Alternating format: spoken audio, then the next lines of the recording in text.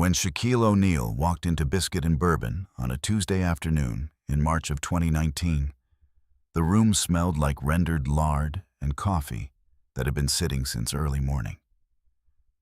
The lunch rush was bleeding into the slow part of the afternoon, that dead hour between 1 and 3, when the servers wipe the same tables twice and the kitchen radio gets turned up. A ceiling fan clicked on every rotation. The booths were red vinyl, cracked at the corners, and the front window had a hand-painted menu board in gold letters, the kind that takes someone 3 hours and a very steady hand to finish. Shaq was wearing gray sweatpants, unlaced Nike Air Force Ones, a plain white hoodie, and a baseball cap pulled low. No jewelry, no bodyguards, no assistant carrying anything behind him. He was 37 steps from the door when a woman in a black apron planted herself in the middle of the aisle, looked him up and down once, and said, in a voice that did not lower itself for anyone sitting nearby, "We don't serve your kind in here. Take it somewhere else." Shaquille O'Neal stood completely still. He did not raise his voice. He did not move toward the door. He simply looked at her and said absolutely nothing. Here is what nobody in that building noticed when Shaq first walked in, because they were not looking for the right things. The K was missing from the sign above the register. Not broken, missing. The bolt holes were still there, still clean, meaning it had come down recently. 6 weeks ago, to be specific. He noticed it the moment the door opened, read the name as Biscuit and Bourbon with a gap where the K should have been, and filed it away without slowing down. There was a pair of child sneakers sitting on the floor behind the hostess stand. Pink canvas, white rubber toe, Velcro straps, a size 4. They were not a child's shoes left behind by accident. They were placed there deliberately, side by side, toes touching the baseboard, the way you set shoes down when you expect to come back to them. And the door at the far end of the dining room, the one marked Employees Only, was pulled almost closed. Not latched, almost closed. From behind it came a sound every few minutes, soft and irregular, the kind of sound that could be a radio or could be someone at a table talking very quietly to themselves. 3 times while Shaq stood at the entrance waiting to be seated, that sound came through. 3 times. The woman in the black apron glanced at that door before looking back at whatever she was pretending to write on her notepad. He noticed all of it. He said nothing. He found an empty booth and sat down. Now here is the part that nobody in that room understood yet. There is a secret that Shaquille O'Neal had been carrying inside that building for 14 months. A document, a phone number, and a name that the woman in the black apron had been mailing paperwork to every single quarter without once knowing whose signature was on the other end. What she had absolutely no idea about was one single fact. A fact that the general manager knew, the accountant knew, and the woman's own district supervisor had been quietly aware of for over a year. And trust me, you are not going to see this ending coming. Stay with us for the whole video, because the reason those sneakers were behind the hostess stand is the reason this story changes everything. Shaquille Rashawn. O'Neal was born on March 6, 1972, in Newark, New Jersey. The first child of Lucille O'Neal, a woman who stood 5 feet 3 inches and negotiated with the world the way certain people do, not loudly, but permanently. His biological father was not a presence in the architecture of his childhood, and Shaq has said this plainly, without anger, many times over the years. What shaped him was not absence. It was Philip Harrison. Philip Harrison was a sergeant in the United States Army, a man who moved through a household with the precision of someone who had decided that the correct response to a disordered world was personal discipline. He was not warm in the way children want warmth. He was warm in the way foundations are warm. You do not feel it directly, but you would notice immediately if it were gone. He adopted Shaq when Shaq was a child and gave him the kind of structure that, depending on who you ask, either breaks a person or builds them into something that cannot be broken by ordinary force. Philip Harrison had one rule he said so often it stopped being a sentence and became weather. Don't be a reaction. Be a response. He said it after arguments. He said it before games. He said it in the car, at the dinner table, in hallways. Shaq has quoted it in interviews for 30 years. It became, without either of them planning it, the operating system for everything that came after. What came after was not small. Shaq grew to 7'1", played college basketball at LSU, was drafted first overall in 1992 by the Orlando Magic, and became, over the next 2 decades, one of the most dominant forces in the history of professional basketball. 4 championships, 15 All-Star selections, a net worth that has crossed $400 million, a business portfolio that most people in finance would consider a second career. He has been a deputy sheriff, a DJ, an actor, a boxing promoter, a restaurant investor, and the owner of a car wash franchise in 3 states. He does not usually announce the last part. He tends to walk into his own buildings and see what happens. Philip Harrison died in 2013. Shaq has spoken about that loss carefully and rarely. What he left behind, besides a family and a record of quiet exactness, was that sentence, the one about reactions and responses, which his son has carried into every room he has entered since. The woman in the black apron was named Carol Ann Dupree. She was 51 years old and had been working at Biscuit and Bourbon for 9 years, the last 4 as floor manager. She had grown up in Covington, Georgia, the third of 4 children, in a house with 1 working bathroom and a mother who believed that a clean kitchen was evidence of moral character. Carol Ann had wanted to be a pharmacist. This is not a small thing to say about someone. It is the kind of information that changes the entire shape of a person when you learn it, because it tells you what they were aimed at before life began redirecting them. She had gotten into a pharmacy program at Georgia State. She had gone for 2 semesters, then her mother's kidneys failed, and Carol Ann came home to manage the insurance paperwork and the dialysis schedule and the 3 younger siblings who still needed lunches made and permission slips signed. She told herself she would go back. She told herself this for 11 years, during which she worked register jobs and service jobs and eventually a floor manager job at a restaurant that had good bones and bad ownership, which is a specific kind of exhaustion that only people who have worked in hospitality understand. The regulars loved her. The new customers, the ones who came in wearing things that looked expensive or carrying themselves with the kind of ease that money makes possible, made her feel the distance between where she was and where she had been trying to get. And that feeling, over 9 years, had calcified into something she did not examine directly. She had learned to act on it before she had to feel it. The morning of that Tuesday in March, Carol Ann had received a certified letter confirming that her mother's medical debt had entered collections. She had gone to bed the night before, staring at the water stain on her bedroom ceiling, doing the math the way broke people always do. The kind of math where the numbers never come out right, no matter how many times you run them. She arrived at Biscuit and Bourbon 40 minutes early, reset the tables herself, and was already past exhausted by noon. She said the words before she even fully decided to say them. The second they left her mouth, she knew. 3 other people were in the dining room when Shaq sat down. You need to know who they are. The first was Marcus Webb, 22 years old, a busboy who had been working at Biscuit and Bourbon for 7 months while taking business classes at a community college on Tuesday and Thursday nights. He was the kind of young man who refilled water without being asked and remembered which customers were diabetic and adjusted the sweet tea accordingly.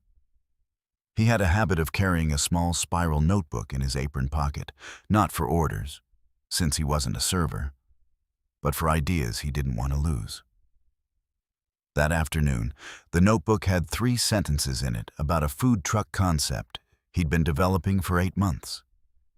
His name tag said Marcus in capital letters, and below it, someone had drawn a small star in blue pen.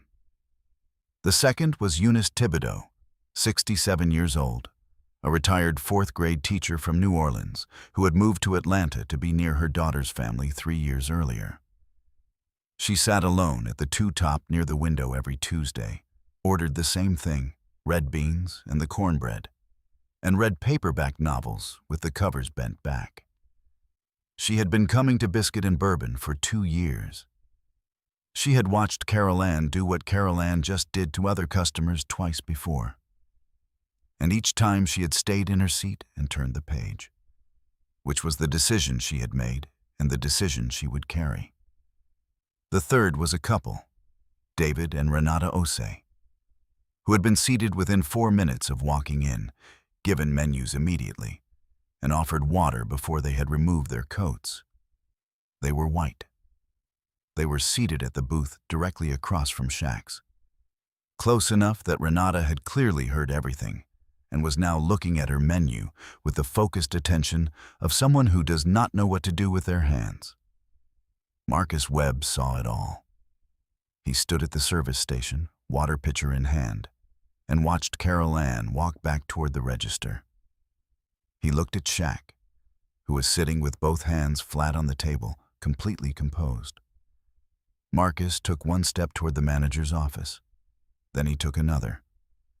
Then he set the water pitcher down, walked to Shaq's booth, filled the glass that had been sitting there empty, and said, quietly, "Can I get you anything, sir?" Carol Ann saw him do it. She came back across the floor and told Marcus that if he wanted to keep his job, he should get back to his station. Marcus looked at her for a moment. Then he looked at Shaq. Then he pulled the spiral notebook out of his apron pocket and set it on the table next to the water glass. "I'm sorry about that," he said to Shaq. "I'll get you a menu." Carol Ann told him his shift was over. Marcus took off his apron, folded it on the service station, and walked back to Shaq's booth and stood there. The room had gone quiet in the way that rooms go quiet when something has crossed from awkward into irreversible. The ceiling fan clicked. A cook in the back called out a ticket number, heard no response, and called it again. Eunice Thibodeau turned a page in her book without reading it. David Osei put his menu face down on the table. The employees-only door at the far end of the room was still almost closed. The sound from behind it had stopped. A teenager at the counter recognized Shaq first. She was maybe 16, there with her grandmother, and she turned around on her stool and said, to no one in particular and everyone at once, "That's Shaq." And something changed in the room the way temperature changes, not all at once, but everywhere simultaneously, so that by the time you noticed it, it had already been happening for several seconds. Carol Ann's face did something complicated. Something moved behind her eyes that was not quite shame and not quite panic, but lived uncomfortably close to both. She turned to look at the couple across the aisle. She turned to look at Marcus, standing at a booth he had been told to leave. She turned to look at the teenager, who was still looking at Shaq with the uncomplicated delight of someone who has just spotted a famous person and has not yet understood the full texture of what she walked into. "You are going to want to wait just a little longer before you leave," the teenager said, still to the room, "because I don't think this is over." She was right. Carol Ann straightened. She began walking toward Shaq's booth with the expression of someone who is composing an apology and a cover story simultaneously, which is a difficult expression to hold because they require different muscles. But before you hear what Shaq said to her, you need to feel the full weight of what came next. Because what happened in the following 4 minutes is not about what Shaq said. It is about what he already knew, and about the door at the far end of the room that was still almost closed. Nobody moved. Nobody spoke. The entire room held its breath. Shaq reached into the front pocket of the white hoodie and took out a phone. He did not hold it up. He did not make a show of it. He set it on the table, looked at Carol Ann, and asked her one question. "What's your district supervisor's name?" Carol Ann said it was Kenneth Pratt. Shaq said, "Kenneth knows my name." He picked up the phone. He dialed a number from memory. The call connected on the second ring, and a voice came through the speaker. Not on speakerphone, just the ordinary leak of audio from a device held in a large hand, and said simply, "Shaq, what's up?" Shaq said, "I'm sitting in Biscuit and Bourbon right now. You should know that." There was a pause. Then the voice said, "I'll call the GM." Shaq put the phone back in his pocket. He looked at Carol Ann, who was standing at the edge of the booth with her hands together at her waist, and what he said next was not what she expected, which is true of everything he said and did for the rest of that afternoon. He said, "Sit down for a second." "I'm thirsty and I'm not in me." Carol Ann sat. He asked if she was all right, not as an opener to something else, not as a setup. He asked the way people ask when they have already decided they are going to listen to the answer. Carol Ann said she was fine. Shaq said he didn't think she was. He said he had watched her face from the moment he walked in, and he had seen something in it that he recognized. The specific exhaustion of someone who had been holding something heavy for a very long time. He said he wasn't interested in the reason. He wasn't going to use it against her, and he wasn't going to pretend the last 20 minutes hadn't happened. But he wanted her to know that he saw more than what she thought he saw. Carol Ann looked at the table. Then the door at the far end of the dining room, the employees-only door that had been pulled almost closed all afternoon, opened. And a little girl walked out. She was 7 years old, wearing a yellow dress and a pair of small white sneakers with pink Velcro straps. She walked directly to Carol Ann, put one hand on her forearm, and said, "Mama, can we go? My feet hurt." Carol Ann looked up at Shaq. Shaq looked at the little girl, then back at Carol Ann. "How long has she been back there?" he said. "Since noon," Carol Ann said. "My sitter canceled. I had nowhere else to bring her." The little girl looked at Shaq with the total calm of a 7-year-old who is meeting a very large person for the first time and has not yet decided what to make of it. Then she said, "You're really tall." Shaq said, "I know." Now here is the part that rewired everything that came before it. The employees-only door had a sign. A handwritten sign, the kind made on a piece of printer paper and taped at eye level. It said, in a child's handwriting with a purple marker, "My mom works here." And below it, in smaller letters, very carefully, "Please be nice to her." The sign had been there for 2 months. Every person who had pushed that door open in that time had seen it and said nothing about it. Shaq looked at it for a long moment. Then he reached into the back pocket of his sweatpants and took out a business card. Plain white. His name on one side, a phone number on the other, handwritten in blue pen. He slid it across the table to Carol Ann and said, "That number goes to my business manager. When you're ready to go back to school, call it. We'll figure it out." Carol Ann looked at the card. Shaq looked at Marcus Webb, who was still standing at the edge of the booth with his spiral notebook now open in his hand. "You still got that food truck idea?" Shaq said. Marcus went very still. "How did you—" "It was sticking out of your apron when you walked over," Shaq said. "I read fast. He asked Marcus to send him the first 3 pages. Then he looked at Eunice Thibodeau, who had closed her book and was watching all of this with the careful attention of a woman who has spent 40 years watching children understand the world and knows exactly when a lesson is completing itself. "You the regular who orders the cornbread?" Shaq said. Eunice said she was. "Roosevelt knew what he was doing when he chose you," he said. "That man picked right." Eunice had not told anyone in that restaurant that she was a widow. She had not mentioned her late husband's name. She was wearing a plain gold band and a cross pendant, and a look on her face like someone who has just heard a sentence that she did not know she needed to hear.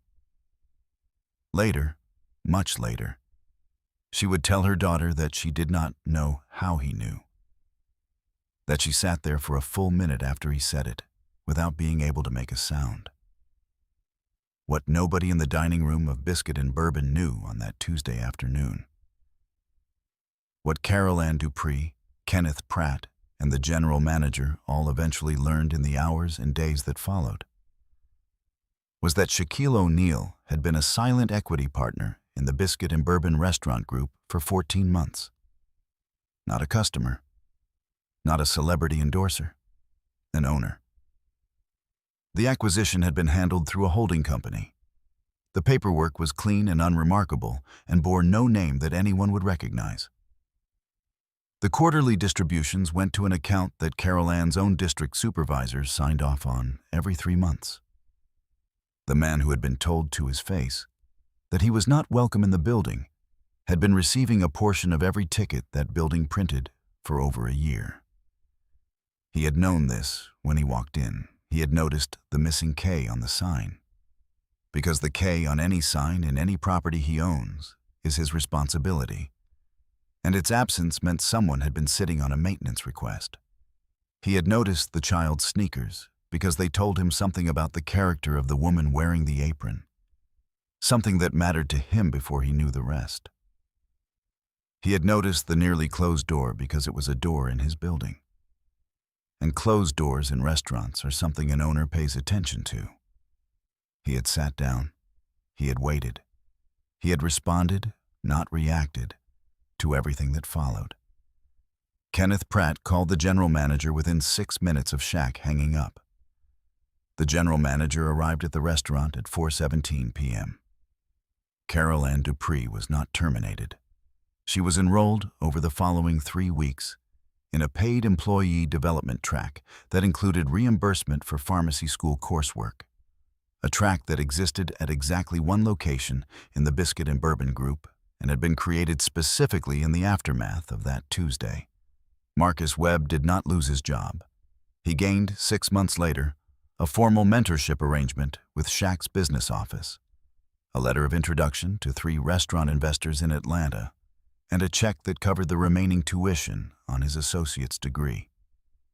The food truck launched the following spring. It is called Webb's.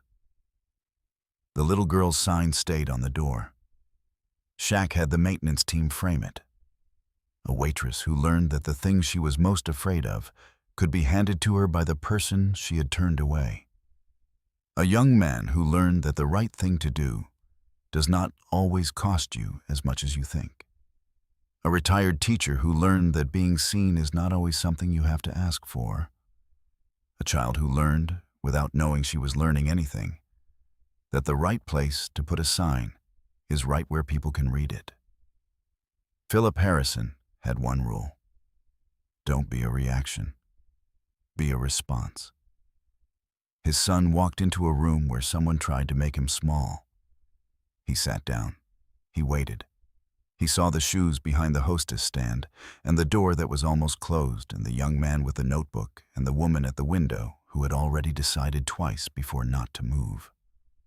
And then he responded. He never raised his voice. He never used his name as a weapon.